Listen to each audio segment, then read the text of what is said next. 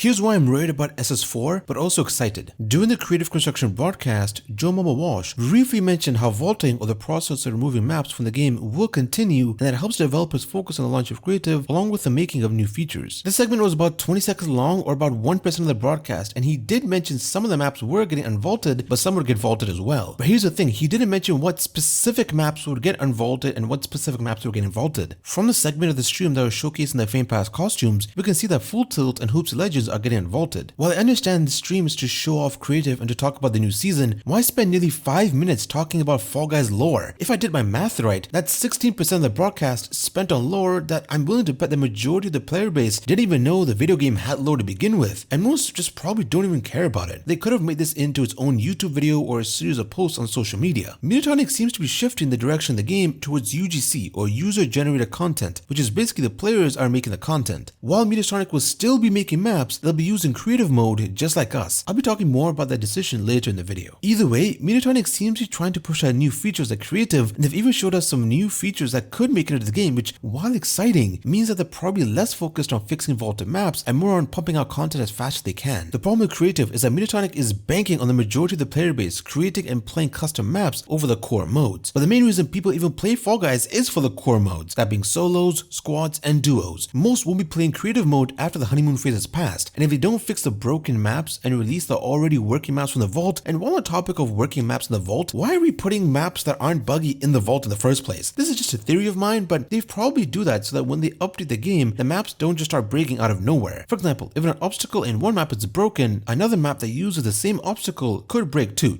which isn't great. So I get that, but if you're planning on having 50 maps be released throughout a season, there's quite a bit of potential of things breaking. But they did say they can tweak stuff over the air and not have to push out an update, which means we won't have to wait for an update, which could potentially take weeks if something small breaks. And those things do add up, so there's at least an improvement, which should be noted. So again, if they don't fix the broken maps and release the already working maps from the vault, along with bringing back the variety of LTMs that we used to get, the game will start to slowly decay. Remember, Fall Guys isn't just creative mode. One of the positives of Mediatonic focusing on releasing new features is that the game will receive an influx of new players, which is great because new players keep the game fresh and alive. The second and most arguably difficult part is player retention, which is a key component in developing a healthy player base. Player retention is basically how long can you keep your players glued to your game. If you're new players, try out your other offerings, in this case the core modes, and are getting the same maps over and over again while the LTMs are cycling through the same 5 offerings, they won't stick around long. Mediatonic are going to have a high player acquisition because of the release of creative, but they're going to have a low player retention because they're focused on just creative and not fixing the vaulted maps. However, it's not all doom and gloom. The good news is that the creative mode maps that Mediatonic are making will be put into solo show. However, we currently don't know if they'll make their way to squads and duos, which if it doesn't, mean they're neglecting a good portion of their player base. But again, we don't know if that's going to be the case. Another thing is, Mediatonic are going to be curating their favorite creator maps and putting it into a playlist, so they're going all in on creative mode. Let's hope the creative mode maps that Mediatonic will be making won't be vaulted, because frankly, that would be hilarious. Nonetheless, since it relies on people entering codes with no community hub or a place where people can search for maps, I could just see majority of the player base not playing it after the honeymoon phase is over, especially with how there's only 2 themes as of the recording this video. On the other hand, if Mediatonic didn't improve round and LTM variety, I could just see majority of the player base who's been with the game for years just quit playing Fall Guys altogether. But correct me if I'm wrong, just Fall Guys creative and the fact that you have to enter codes, it just feels like custom lobbies just on steroids. Fall Guys has always suffered from long droughts of just no content where we wouldn't get anything, especially since the game went free to play. Season 3 Sunken Secrets, or SS3, lasted for 169 days and we got no new variations and no new maps got released from the vault. At least in SS2, Slime Climb and Little Leapers got released from the vault midway to the season. And while on top of that, we kept getting the same LTMs over and over again, like Let's Get Kraken, Hexathon, Days of the Solar Races, Extreme Fall Guys